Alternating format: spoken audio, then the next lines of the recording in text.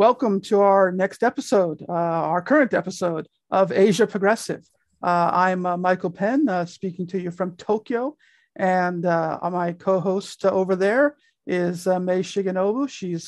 She's sitting in Beirut, and today we have a story which is not only pan-Asian, but it's really quite global, although it has a particular impact in Asia as well. And I'm talking, of course, about the Pegasus spyware scandal. There's a lot to cover on this. We're going to look a little bit about how it specifically relates to some Asian countries, but we can't also avoid looking at some of the global implications as well. So first of all, May, I think you probably have a little bit a deeper background and knowledge in this than I do. So I'm probably going to let you talk a little more than I'm going to talk today. But why don't you kind of lay out for us, this could kind of be seen as sort of the mother of all spy scandals in some ways, because this is this is kind of like, the worst fears that we have about our mobile phones that almost everybody carries today, what this software can do. So why don't you explain what is the Pegasus software and why is it a particularly dangerous and insidious tool? Okay, so Pegasus is, number one, not the only spyware that we have out there, but it is the one that had actual numbers leaked. That's why it's a scandal. But actually, Pegasus, it had, people had known about its activities, and even WhatsApp has sued Pegasus back in 2016. So this is not a new thing. But the new thing about it is the scale of the leak, the scale of the numbers that are possibly spied on globally. And the scandal about it is that the state of Israel is kind of doing the marketing for this software. But we shouldn't forget, again, that NSA has been using spywares and malwares, hacking our phones also globally, not just in the US, using another software called DeepJeep. And you have other countries. Italy is also known to have spywares, two of the top spywares headquartered in Italy. But 80% of this kind of spyware and cyber technology comes from Israel. And of course, this is not a surprise because Israel is a kind of a police state that's been trying to spy on the Palestinians. If not to get the information, it's to extort them and try to do them make them do stuff or inform about others, or of course, spy on them in general. So you have this background of state-sponsored cyber technology that comes from Israel, and this one, Pegasus, is from Israel. Even in Japan, we have a software that the Japanese government is using, and this, for example, is called. Let me check. I have done a kind of a research about these things.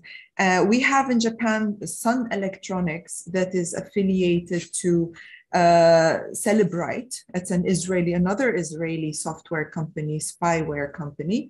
And it's on its own webpage, it says that it has installed the software on 60,000 intelligence offices, police offices. So it's officially saying it out loud on its own webpage. So Pegasus is another example of this, but the only thing that probably distinguishes Pegasus is its ability to spy and install the malware on the people's phones without any clicks. It's a zero-click technology. Up until now, there was a need for this software to be either physically installed or installed through some kind of phishing, like a kind of a click or a message that arrives that you have to click on the link.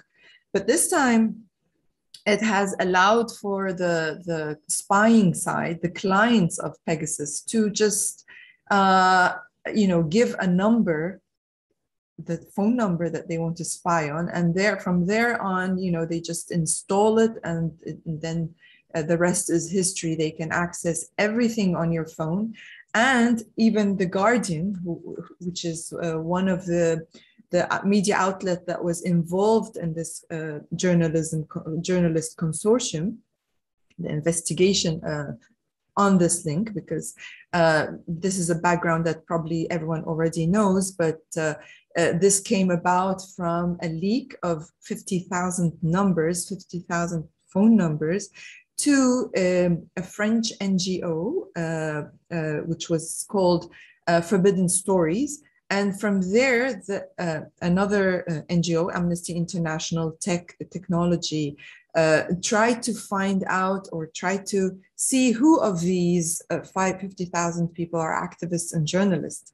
And it came about that about 180 people out of these are confirmed journalists that are spied on, that they have this software in their phones already.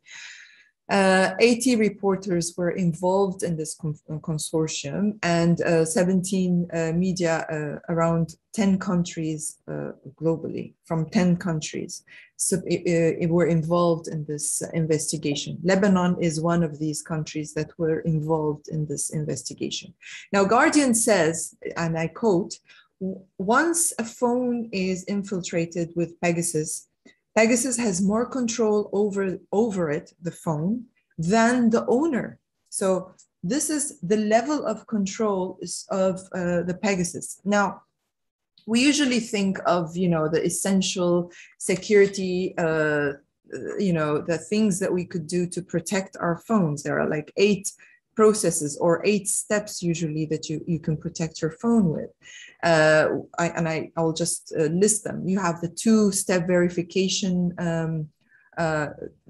step. You have not to ignore the update, because these updates are usually used to remove bugs and malware sometimes. Use password managers. These give you very strong passwords that you yourself cannot probably remember, but they'll keep them securely in that certain app. You can organize your phone, delete all the unnecessary applications, check, for example, review the setting of privacy on each applications every now and then. This is one of the things you could do. And choose secure and complex access for your phone. So the way you access the phone, the password, the way you use like digital kind of sweep kind of passwords, etc.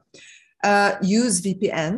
This is also to secure the location of which you're using your phone, of course.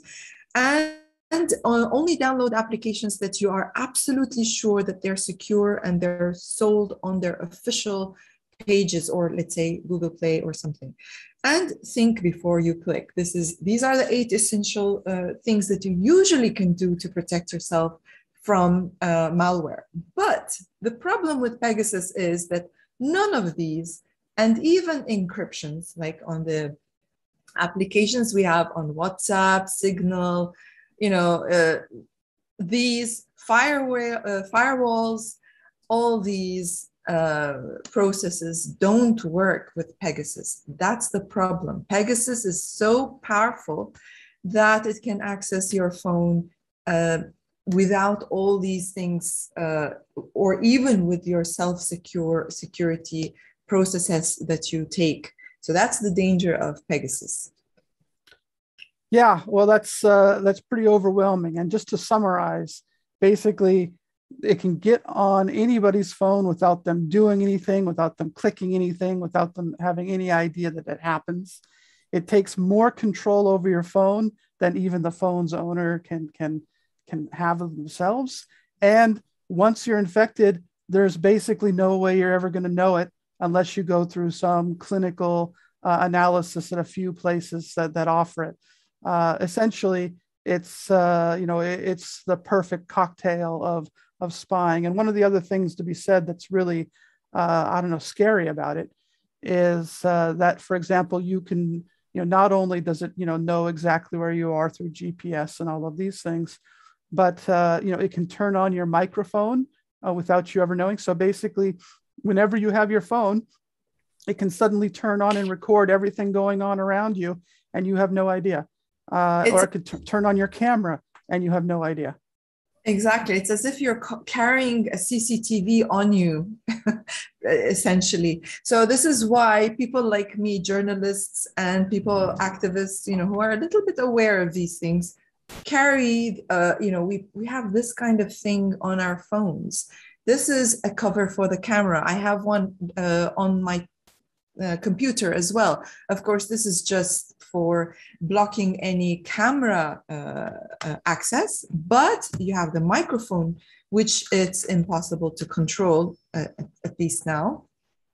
So they could be recording whatever is around you or whoever is with you. And I hear a lot of people around me who's always said, you don't need this. I mean, like, I'm a normal person. Why would I be, afraid of, they're not interested in me, etc.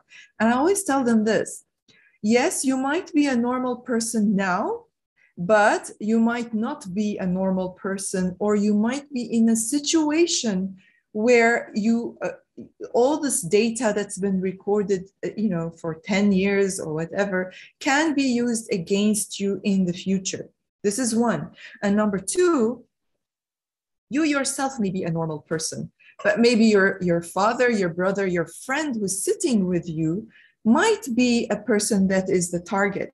So they might use your phone to access the target who is sitting next to you, who is visiting you, who is, I don't know. So, it's always, we shouldn't always think with a simple, mindset. It's always, you have to look ahead. This technology has been going on for more than 10 years now, like, for example, Pegasus itself has been developed in 2010. But the technology company that I mentioned that's used in Japan, Celebrit, is a company that was founded in 1999, so way before that. So this kind of technology has been, been used a long time ago. We're just finding out about the details. Well, just to stop you there, I mean, I think that the earlier versions were not quite as sophisticated as what we're talking about now. Like, for example, some years ago, you would have needed to push a bad link and to make a mistake. Now doesn't matter if your behavior is perfect. You can be infected now. That's kind of new. Exactly. That's the new part. But even this newness, for Pegasus, this has been used for several years now. So yes, even Pegasus used to use the click version. But like a couple of years back, they've already started installing the click-free version to clients, states to use without even that physical installment. Right. And another thing to be pointed out is that, one of the groups which hasn't really spoken up yet about this scandal, but no doubt they've taken strong notice, is the phone manufacturers, because the Apple iPhone and the different Android phones, basically what this means is these spyware companies have learned about vulnerabilities in the phones that the phone manufacturers themselves don't know about. And of course, this is potentially damaging to their business now that it's becoming, more widely known that the most powerful spy device in the world might be your own mobile phone. Clearly, that's not a good marketing slogan for them. So in a global sense, you would think that, there might be a battle between the phone makers and the spyware makers, to try to get the upper hand. Yes, and to put a small point here, out of the 67 phones that were spied on were out of the 67 phones they checked, 34 phones were Apple phones. So that tells you how they've managed to even infiltrate strong software for, Apple was known for using strong software that is capable of blocking all sorts of malware. Now, there is another thing I have found done in the research. New York Times has done its investigation and found the price list of Pegasus. And this also tells you that they have managed to infiltrate all sorts of phones. Now, for example, and this is a really lucrative business. Now you will see what I mean. To install this software for a client, if you want to install, say, 20 phones, install this spyware malware onto 20 phones, you pay 150,000. But if you install it on 50 phones, you pay 500,000. And on maybe 5 million. No, 500. This is the point I want to get to you. And 100 phones is 800,000. So what you find here is that it gets cheaper. So of course, clients are inclined to get a bigger number of phone numbers to spy on because they don't want to pay for one phone. They want to pay for 100 phones since they're just going to pay a difference of $300,000. So this way you will have people spied upon left, right, and center just because it's more efficient or more cost efficient, if you want. You have differences on installations on different kinds of phones. It seems, because you have a different, software mechanics for each phone. For example, if it's for an Android or an iPhone, 10 phones would cost 650,000. However, if it is a BlackBerry phone, 5 phones would cost 500,000. And a Nokia, even a Nokia phone, the Nokia phones, it costs for 5 phones 300,000. So you have different costs for different packages, different phone companies, which means that almost all phone companies have been capable of being infiltrated.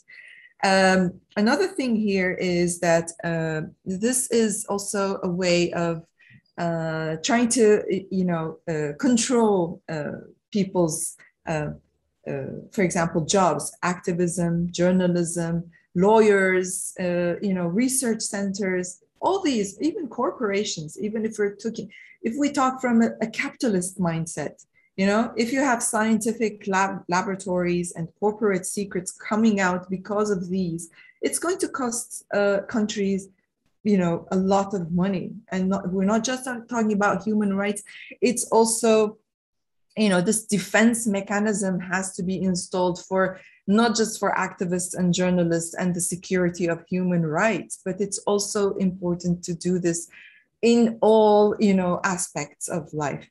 And to put it in, because you just mentioned it, this ecosystem, this, defensive or there is offensive ecosystem, which is the spying, but you have another big ecosystem, which is the defensive ecosystem, because these technology companies or countries, because these are national securities also in a way, because countries may spy on other countries, like we saw Morocco spying on the French president, for instance.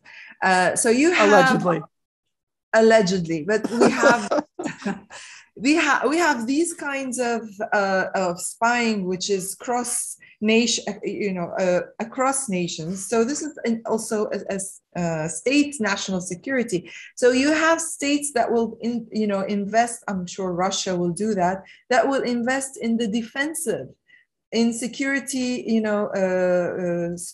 ecosystem that will defend its systems from such malware. So, again, it will be a business, I'm sure, but. Well, on this issue, of course, the company itself, the Pegasus software maker company, they claim, and they've insisted on this, that their only clients are governments. They say it's only for law enforcement and fighting against terrorism. But there is some circumstantial evidence, for example, in the case of Mexico, that one of a journalist who was killed, who was on the list of phone numbers, wasn't really an enemy of the government. He was an enemy of the drug cartels. And it would seem, at least circumstantially, that once you sell this kind of powerful spyware weapon to some governments, and Mexico was apparently one of the governments that bought the spyware, it could also get into the hands of groups like drug cartels that have a lot of power and influence. Maybe they have an informant, inside the government who was sort of their agent, for example, is a very, scenario that you can imagine.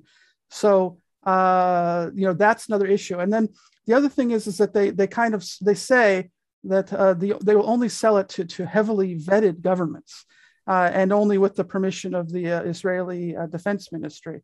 But we know from the list, assuming that that there's no problems with this reporting, if we look at the Asian countries that were involved in that apparently their governments bought this spyware, the Pegasus spyware, it's Saudi Arabia, the UAE, Kazakhstan, Azerbaijan, and India. And you wonder, if Saudi Arabia is a heavily vetted government, a responsible actor, in which you can put some of the most powerful spyware, in the world in their hands and have no fear.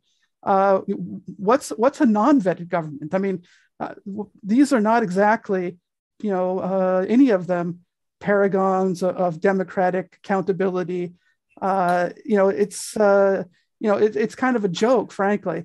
If you say that these governments are sort of responsible actors in which there's no problem putting this spyware into their hands. And I believe you've looked into the Jamal Khashoggi issue a little bit. Would you like to kind of explain that point?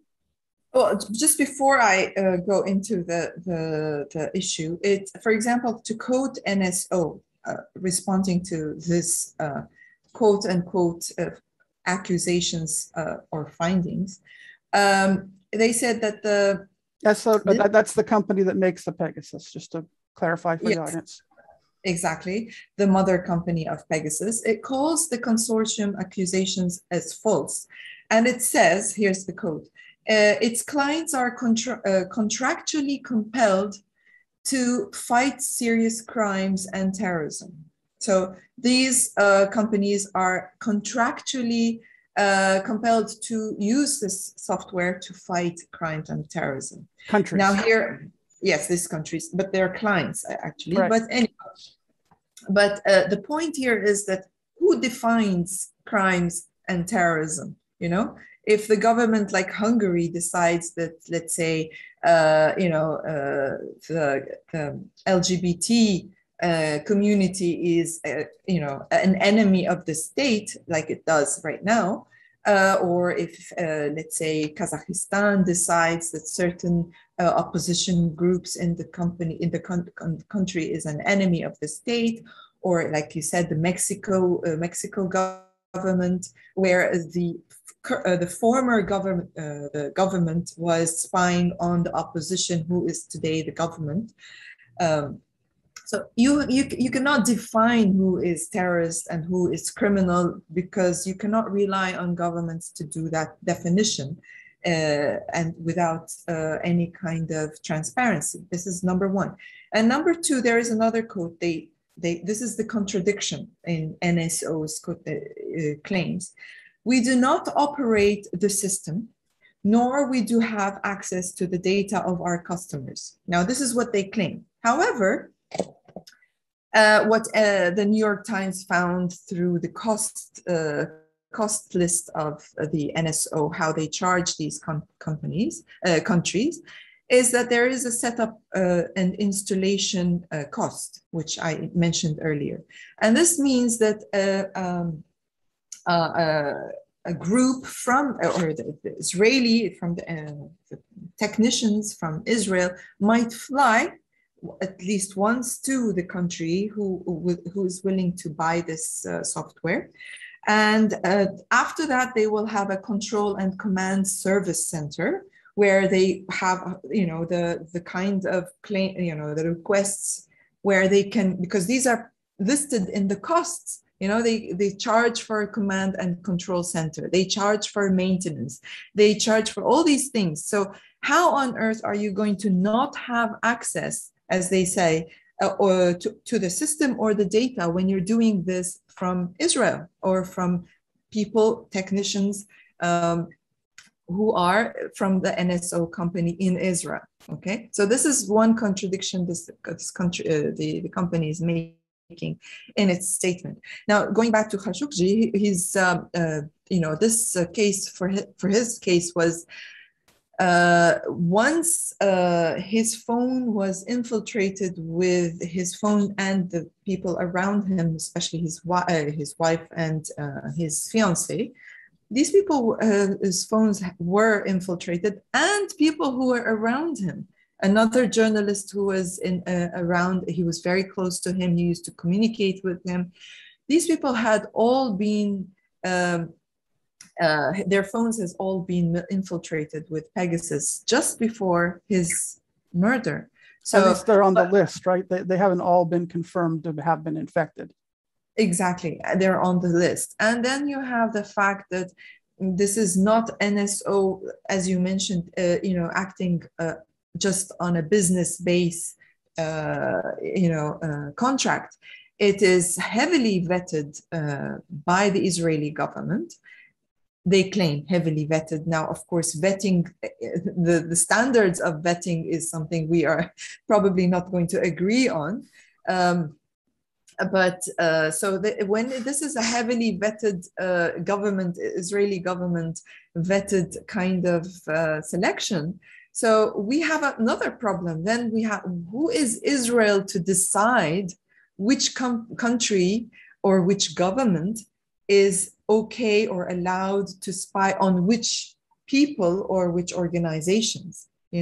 So who is Israel to decide on other countries' security, and who's Israel to decide on other countries' collection of private data? This is another huge problem that we should look upon. Now, of course, since Israel does not still have an official relationship with Saudi Arabia, for example, or now we have an official relationship with the UAE, but previously it didn't. But Pegasus was already used. So you have a list of countries that are not necessarily, openly shown to have a relationship, but they're going to be buying it from Israel. But another thing is that, a lot of the countries that had bought, or clients that, countries/clients that bought this software from Israel are countries that either Netanyahu visited or they had visited Israel previously, and right after it, except for Uganda, these countries had their opposition or journalists or activists being monitored and spied upon with this malware. So it's kind of a state-sanctioned selling of weapons, because this is a cyber weapon essentially. It's not anymore just a software. It is a cyber weapon that countries can fight each other with using it, and people can be killed because of it, because the Mexican journalist you just mentioned was killed right after having this software infiltrating his phone.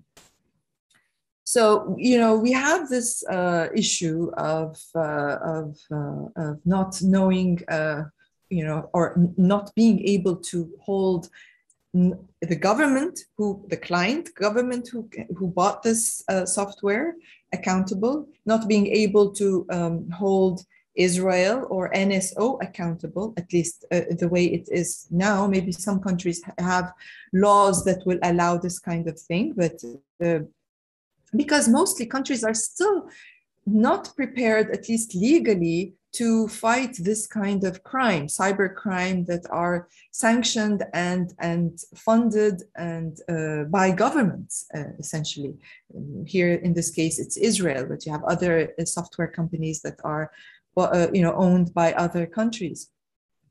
And so you have this problem where you cannot hold them accountable for essentially committing a crime, cyber crime, for theft of private data, and also cybercrime that will lead to people's endangering of their security, either their life or their family. So you have all sorts of problems because we do not have any legal frameworks, yes, as of yet, to to kind of charge these actions. Another problem is that this kind of usually this kind of spying and surveillance is done by the, let's say, by the intelligence. If we're assuming that the clients, the big clients who can pay such money, are governments. Now, when you have governments doing this, essentially the intelligence has a budget that's called a black budget. And this budget is because usually when you find crimes, you just follow the money and you can reach a certain kind of information. Usually they say follow the money to find out the information. In this case, you cannot follow the money because most of these payments are linked to probably black budgets. So black budgets are budgets that the government have where it is that does not have to disclose to the parliament or the public where the money is going, quote unquote, for security reasons. And so if this falls under the black budget, there is no way for the private sector to sue the government or sue NSO for for selling and collecting data.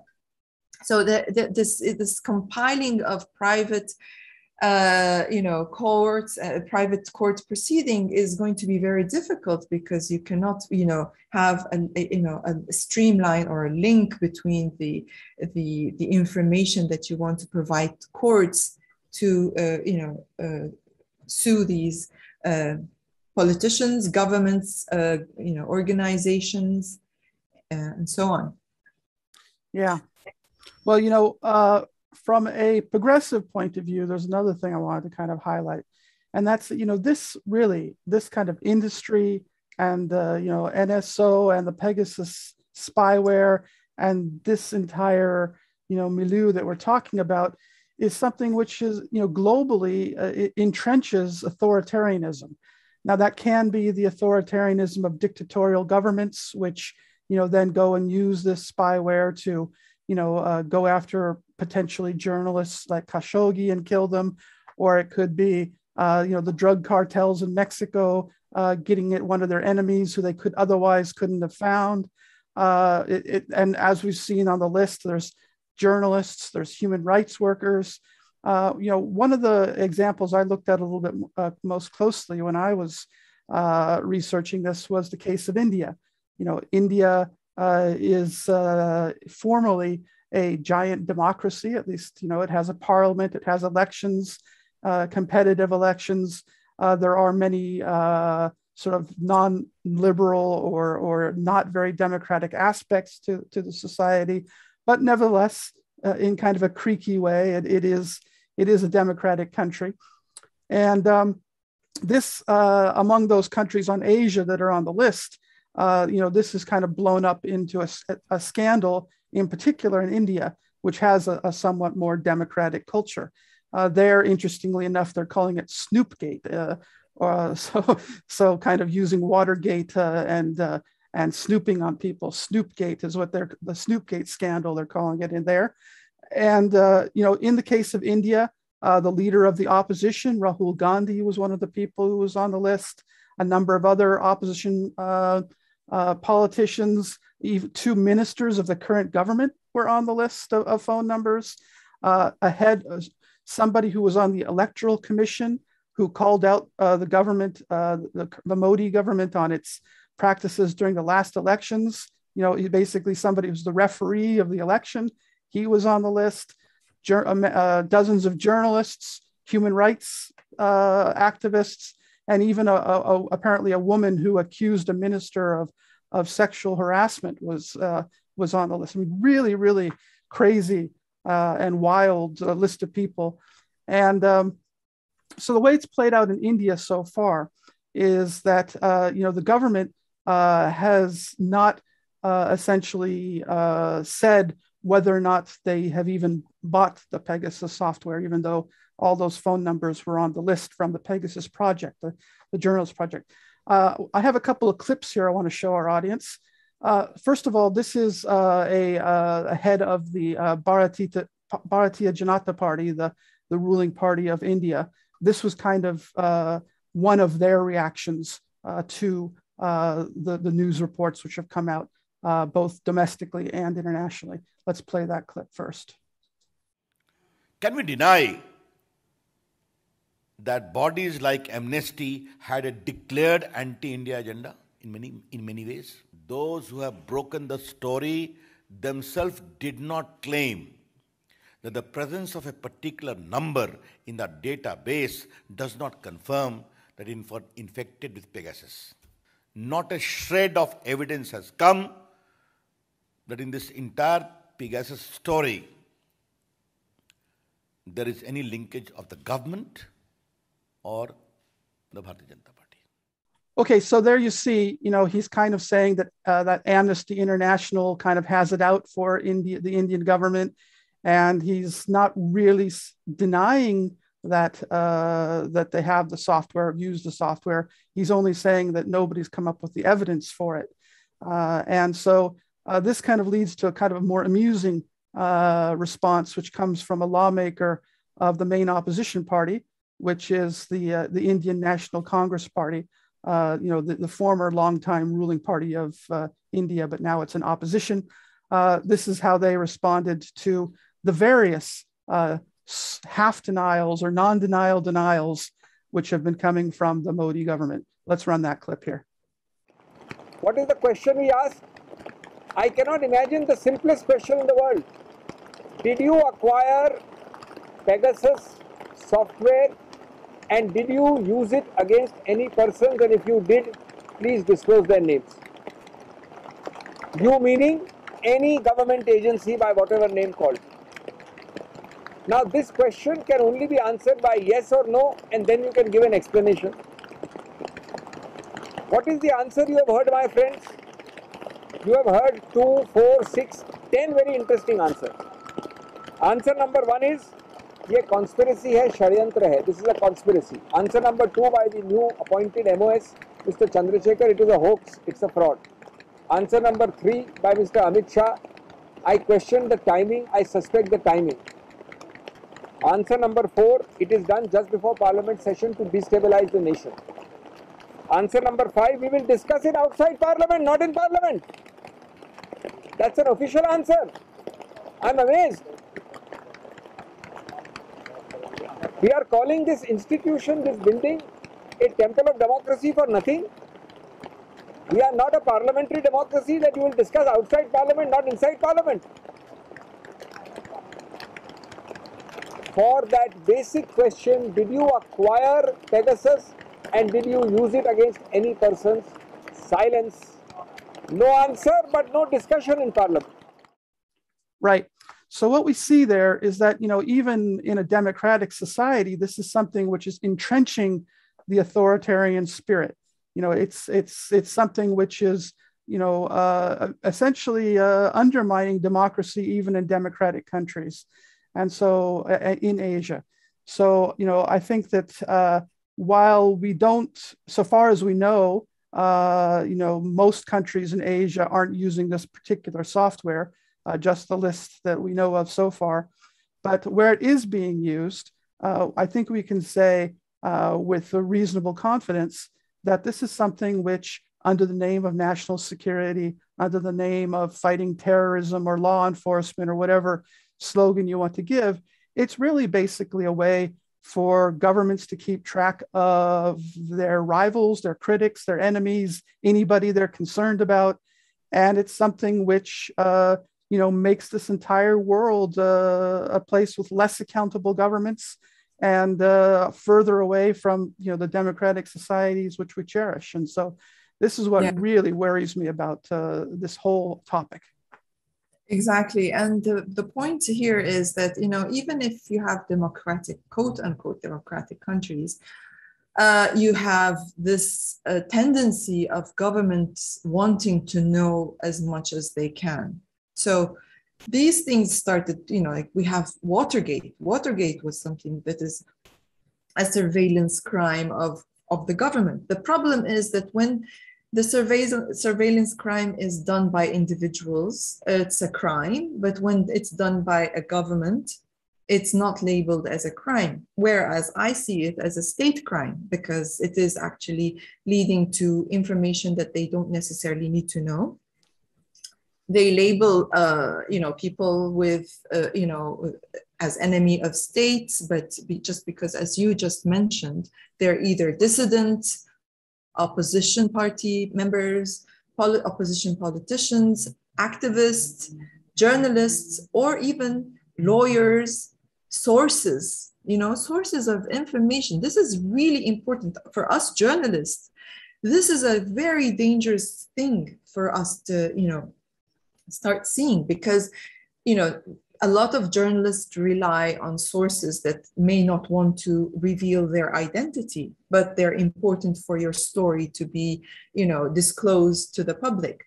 And these sources, if this kind of spyware are used on journalists, then these sources are going to be disclosed and maybe targeted and attacked. B, because these sources now, or people in general, would know that journalists are spied on, they might not even want to come out as sources. They might not even want to cooperate with you anymore because they're afraid of being targeted by the state as a source, for this journalist or that story. So this is also very, very threatening for our, profession and our duty as, journalists who are the fourth estate, who are responsible for, checking the government, checking the politicians, and try to reveal information that's been hidden by these governments and, political powers. So this is going to be threatening our, duties as well as journalists. Yeah. And then you have another problem, which is some of these softwares. I haven't listed them yet, but you have 4 of the top softwares that do similar things, or a little less levels of doing these things. You have the first one I just mentioned in the earlier in this episode, the NSA uses, which is Deep Jeep. They all essentially have almost the same kind of spying ability, except that it's still not a click-free. We don't know, but assuming they're not click-free. You have RCS Android. These are specialized in Android phones. You have Exodus. This is stationed in Italy, but from the name, it could be another Israeli cyber company. And you have P6 Geo. So you have Kanderu.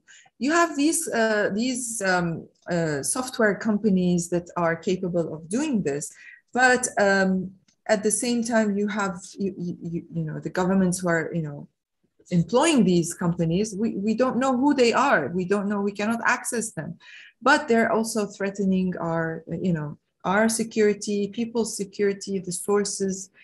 Human rights activists, their information and their sources, lawyers and their communication with their clients, all sorts of places. This is not anymore related to democracy. This is just about governments and people in government who have no impunity in surveillance, and there is no way of knowing until you yourself doubt your phone, as you said, and check your phone. You have no way of knowing even that your phone has been spied on. Yeah. And a final point from me, is that,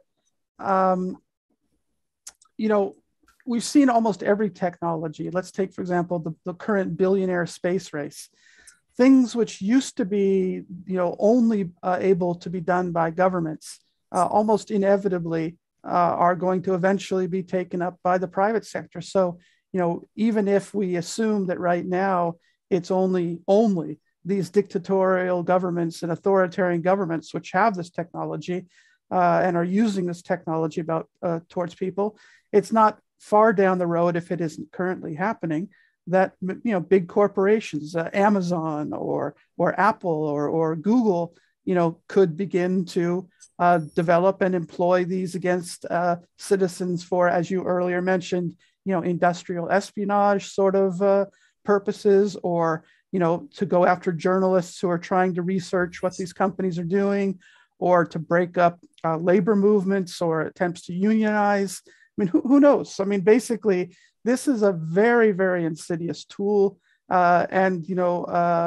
Although there's no easy solutions here, really, this needs to be stamped out. Otherwise, democratic society could be stamped out. It really is kind of an existential threat, I think, to popular sovereignty. And it's really, really scary in my view. That's really what I have to say about it. Any final thoughts from you, May? Yeah, because these companies even have the push and pull information abilities, they have also the ability to implant things in your phone or your computer that might be used against you in the future, for example, if they want to incriminate you for something. So they could implant things like that also. The important thing here is, and because we still do not have any regulatory system of these software companies or governments using these software companies, we should at least have some sort of moratorium. And this would regulate these companies and have some sort of checks and balances, have the governments and these companies somehow a global legal system that will, in a way, hold these companies accountable for what they do, plus require some sort of transparency of these companies' sales. Because once we know who these companies are selling to, we could at least have a tip of the information when we need the accountability, part of the solution. So we need kind of a global regulatory system, legal system, to control this surveillance and information gathering, and I would call it data theft and malware, implanting and hacks. Because we have some sort of regulations now in few countries that will incriminate hackers, individual hackers, but we don't have them that are used for governments and multinational corporations and companies. Well, I couldn't agree more. I mean, I think we're exactly on the same page here. I believe Edward Snowden called it an industry that should not exist. And that's really kind of what I feel about it as well. Let me finish with Please. Edward Snowden's quote or tweet. He says, if we don't do anything to stop the scale of this technology, it's not just going to be 50,000, it will be 50 million, and it's going to happen quicker than we think. So there you have it. We really have to stop it from now. Okay, well, as for our audience, those of you who've listened to the end, I guess we have to apologize for such a grim episode of Asia Progressive, because there really isn't much of a good side to the story. It's basically almost all bad news. But for those of you who still believe in free flow of information and popular sovereignty and all the rest of it, we do hope that you will click the subscribe button down below and be followers of our YouTube channel. And if you really think that independent news is what you need, and you don't want all of your news to be owned by states and by billionaires, like the Washington Post is owned by Jeff Bezos, the richest guy in the world. Well, we're not owned by any rich guys or any rich gals. We really have to depend on your support. So please check our Patreon link below, and that's where you can support us in a way that would make a meaningful difference. All right. Well, thank you all for joining us, and we intend to be back next week. We're already brainstorming where we go next. So thank you from Tokyo. I'm Michael Penn. Thank you from Beirut. See you next week.